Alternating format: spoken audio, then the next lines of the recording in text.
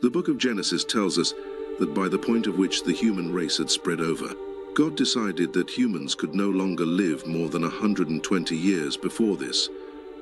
There were stories of Adam's descendants sometimes living up to or even over 900 years of age. But soon after making his decision, chapter 6 of Genesis tells us that God bore witness to the wickedness of man, or had at least grown tired of it, and began to regret having created mankind at all in. Genesis 6:7, God states, "I will wipe out these people that I have created, and also the animals and the birds, because I am sorry that I made any of them." However, God declared he is pleased with one single entity, a man named Noah. We learn a bit more about Noah in that he has 3 sons, Shem, Ham, and Japheth. It's understood that Noah was either one with God, possibly one of the only people left in the world at the time who gave him appropriate worship and lived in a way in which God intended. Everyone else, though, was evil as far as God was concerned, and that evil had spread everywhere. He proceeds to tell Noah about his plan to end the human race, and gives his justification for doing so as the world mean full.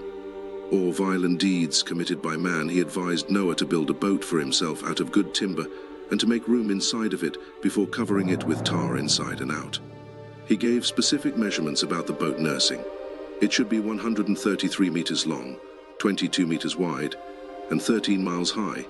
He then told Noah to make a roof of the boat and to leave 44 centimeters of space between the roof and the sides. He then declared that everything on earth will die, but that he makes a covenant with Noah. In Genesis chapter 7, he tells Noah to go into the boat with his family, as he is the only one in the world who does what is right.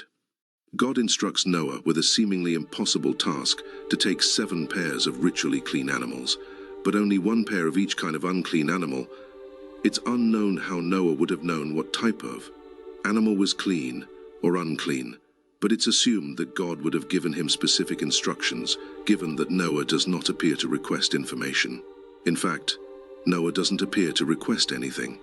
He goes through most of God's plan without uttering a single word. God then tells Noah that in 7 days he will send rain that will fall for 40 days and 40 nights, and that by doing so, he will destroy all of the living beings that he has made. Noah is noted as doing everything that the Lord commanded, as I mentioned earlier, and he does not have a single word to say in defiance of this bold plan.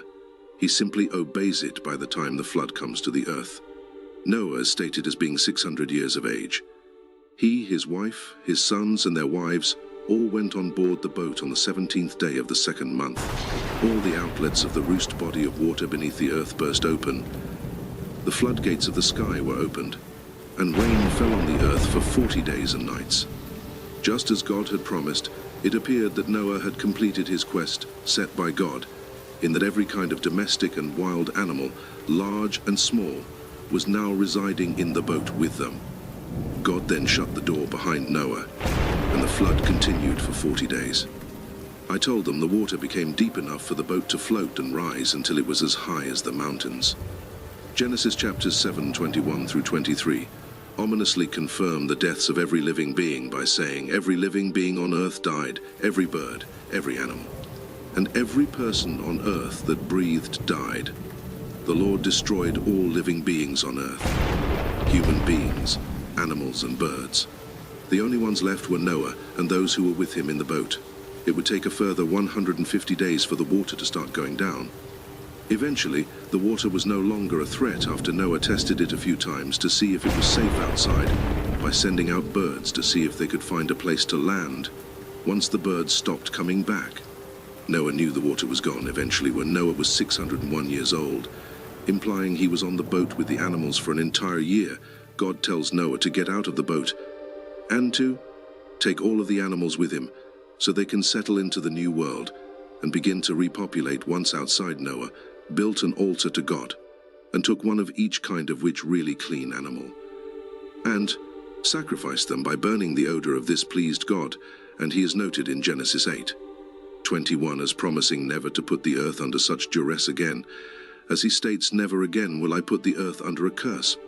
Because of what people do, I know that from time to time they are young and their thoughts are evil. Never again will I destroy all living beings, as I have done this time." In Genesis chapter 9, God blesses Noah and his sons, and tells them to have many children so that their descendants will live all over the earth. He also decrees that man has been superior to animals, stating that animals will live in fear of humans and that they are under human power. He also grants his blessings for humans to eat them, as well as his blessings for humans to consume green plants. The only exception to this rule appears to be in Genesis 9, where God's taste of the one thing you must not eat is meat with blood still in it. He states, I forbid this because the life is in the blood. He goes on to say that if an animal kills a human, that animal will meet with death.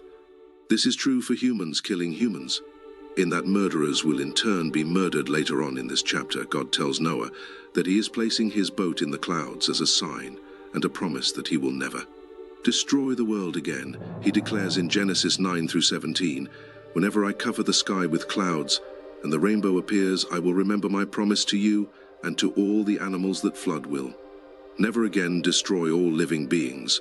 When the rainbow appears in the clouds, I will see it, and remember the everlasting covenant between me and all living beings on earth. There is the sign of the promise which I am making to all living things know. And the floods serve to show believers the extent of God's vengeance, that he's able to destroy all that which he has created, if he's herbed. It gives believers a glimpse of God's power, in that he effortlessly brings forth the rain, filling the earth to the brim, brain crush it all which he chooses to. One's mercy is also shown to the animals of the world, in that God wishes to continue their existence by having Noah bring a pair of them into the new world contrarily.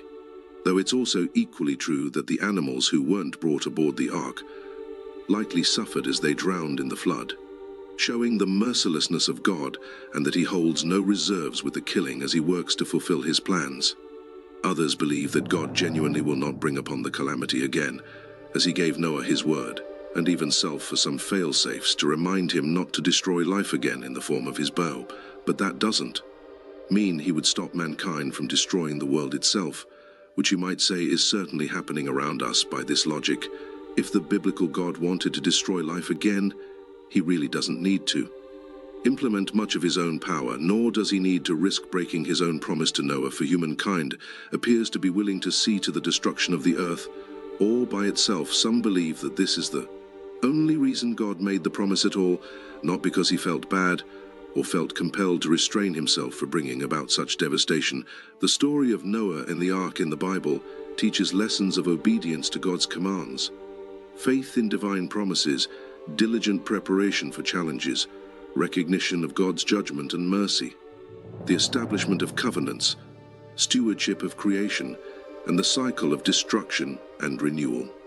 It underscores the importance of trust, responsibility, and perseverance in facing adversity, while highlighting God's enduring commitment to humanity and the natural world.